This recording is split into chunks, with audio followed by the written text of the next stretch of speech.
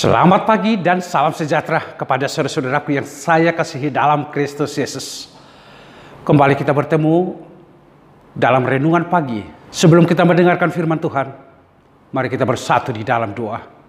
Kasih karunia yang dari Allah Bapa, anaknya Tuhan kita Yesus Kristus dan Roh Kudus memberkati saudaraku sekalian. Amin. Apa kabar Manginang? Semoga kita semua sehat, kita semua bergembira, bersukacita di dalam Tuhan di hari yang baru ini. Firman Tuhan yang menyapa kita semua dari kitab Ibrani pasal 9 ayat 28. Demikian pula Kristus hanya satu kali saja mengorbankan dirinya untuk menanggung dosa banyak orang. Sesudah itu ia akan menyatakan dirinya sekali lagi tanpa menanggung dosa, untuk menganugerahkan keselamatan kepada mereka yang menantikan Dia. Demikian, saudaraku, pembacaan firman Tuhan. Manusia itu lemah, manusia itu berdosa, namun syukur kepada Tuhan. Di dalam kelemahan manusia, Tuhan melalui Yesus Kristus yang adalah sebagai imam besar mengetahui kelemahan dari manusia. Yesus Kristus sebagai imam besar, Dia mampu memahami keterbatasan kita. Di dalam karya Allah melalui Yesus Kristus, kelemahan itu ditanggung oleh Yesus Kristus melalui pengorbanannya, melalui penyalibannya, sehingga manusia diselamatkan oleh kasih karunia Allah. Keterbatasan kita untuk datang kepada Tuhan, menghampiri Tuhan, saudaraku, itu semua disempurnakan oleh Yesus Kristus yang adalah juru selamat kita satu-satunya, yang adalah sebagai mediator, pengantara untuk menjembatani keterbatasan kita kepada kekekalan yang akan Tuhan nyatakan, yaitu keselamatan. Itulah kasih karunia yang sungguh besar kita terima, saudaraku, di dalam kehidupan ini. Makanya keselamatan itu tidak bisa diukur dari harta apapun yang kita miliki. Sungguh hidup kita dibuat berharga oleh Tuhan, dan oleh kasih-Nya lah kita memperoleh penebusan dan kita memperoleh keselamatan. Itu dilakukan hanya satu kali. Yesus berkorban hanya satu kali. Dia disalibkan hanya satu kali demi keselamatan saya. Dan kita sekarang sedang menunggu kedatangannya yang kedua.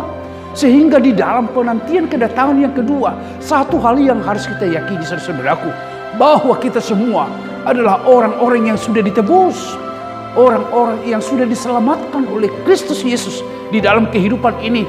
Dan itu akan disempurnakan pada kedatangannya yang kedua kali untuk menyelamatkan kita, saudara-saudaraku. Apa yang menjadi pesan firman Tuhan ini kepada kita? Bersukacitalah senantiasa di dalam Tuhan. Bersukacita kenapa, saudara-saudaraku? Kesempurnaan sukacita itu hanya kita temukan di dalam Dia. Karena apa? Karena tanpa penebusan Kristus, karena tanpa pengorbanan Kristus, kita akan berakhir di dalam kematian. Keselamatan bukan menjadi milik kita, tetapi karena Dia datang, Dia disalibkan, Dia berkorban, sehingga keselamatan itu menjadi milik kita, saudaraku. Bersukacitalah di dalam Tuhan. Hiduplah di dalam bersyukur kepadanya, mengucap syukur kepadanya dalam doa, dalam penyerahan diri yang sungguh-sungguh kepadanya. Penyerahan diri yang sungguh-sungguh yang kita maksudkan, saudara-saudaraku, melakukan apa yang Tuhan perintahkan. Berpasrah diri terhadap apa yang diperintahkan oleh Tuhan.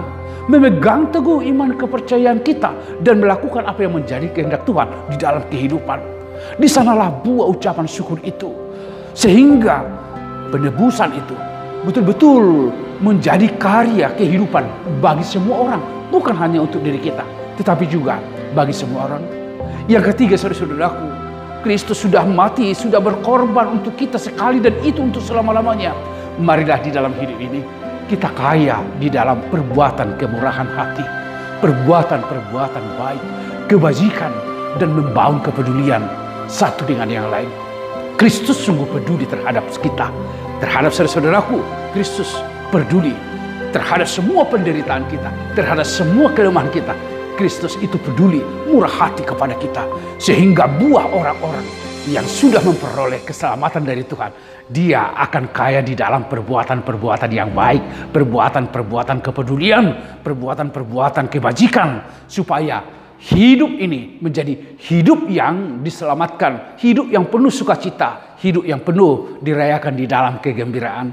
Saudaraku yang saya kasihi, ketika kita beraktivitas, melakukan pekerjaan kita sekarang, biarlah kita melakukannya di dalam sukacita yang dari Tuhan, di dalam satu desakan hati berbuat baik, penuh kemurahan, dan biarlah itu kita rayakan, karena kasih Tuhan selalu ada. Saudara, saya, dan kita semua sungguh berharga di mata Tuhan. Tuhan memberkatimu saudaraku. Amin.